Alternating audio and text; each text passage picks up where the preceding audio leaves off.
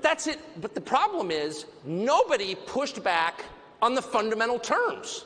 Like, wait a second. You know, is there evidence for this? Do you know this to be true?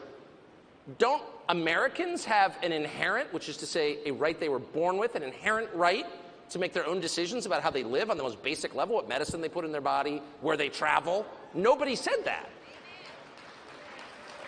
And of course, the media never presented that as an option. You saw this in the war in Ukraine. It began, and the first thing you knew, I mean, you could have like divergent opinions, I guess, about which weapon systems to send, but you were told at the very beginning that, you know, Russia was our enemy. One thing we know about this is that one side is bad and one side is virtuous. And, you know, I think a lot of decent people would reach that conclusion independently. I'm not contesting that. I think it's completely fair to think Russia's bad and Ukraine's good. But it's also within bounds to not agree with that. Because if you're an American, you have the right to decide who you hate, okay? That is a fundamental right. No one is allowed to force you to be mad at somebody else. If you're an adult, you get to decide. And you get to decide on the basis of whatever criteria you want. And it's totally fair to say, well, I don't know. I'm not mad at that person. You're not a criminal for thinking that. It's not a criminal act not to hate somebody. So it's totally fair to say, well, wait a second. You know, it's not an expression of love for Russia to say they haven't killed any Americans. Why is that crazy? That's true. I said to one of the candidates yesterday, I mean, look, I've never been to Russia. I'm not that interested in ever going. I don't speak Russian. I'm born in this country, kind of probably plan to die here. Hope to. But let's just do the body count. So what's the total number of Americans murdered by Russia in the last 3 years? I'm thinking, I'm not great at math. I think it's around 0 in that range. I don't know any. I do know 2 people well personally who've died from fentanyl that was manufactured in Mexico and allowed by the Mexican government to come here. Now, I'm not against Mexico. I grew up right next to it. I kind of like Mexico, actually. But the Mexican government allows that.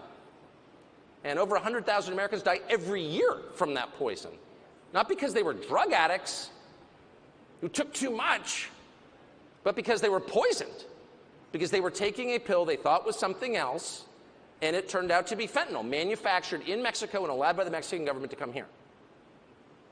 And so that's 100,000 a year. That's hundreds of thousands of Americans dead, mostly young people. Well, or sure, or more. Or more. So if you had a country that allowed hundreds of thousands of your fellow citizens to die at, say, age 23, and I'm sure every person in this room knows someone or knows someone who knows someone who's died. It's not some abstract epidemic. It's so big that everybody knows somebody. It was like the height of the pandemic.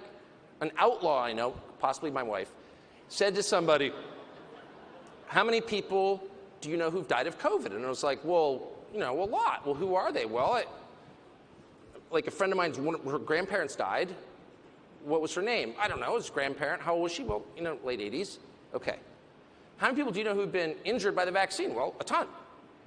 So, I don't know, at a certain point, you can draw conclusions from that. A scientific assessment? No. But it's not irrelevant.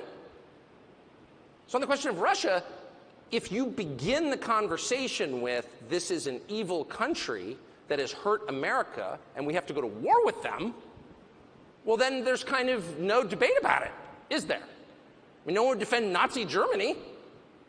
They killed many tens of thousands of Americans. You can't defend them. No decent person would defend that. But in the case of modern Russia, you're not even allowed to think that. And once you're prevented from thinking something, you are completely controlled by the person who's convinced you of that. And the effects of this to me, just as an observer, I mean, in my life, I just try to stay unaffected by the propaganda. That's like the main goal of my life every morning.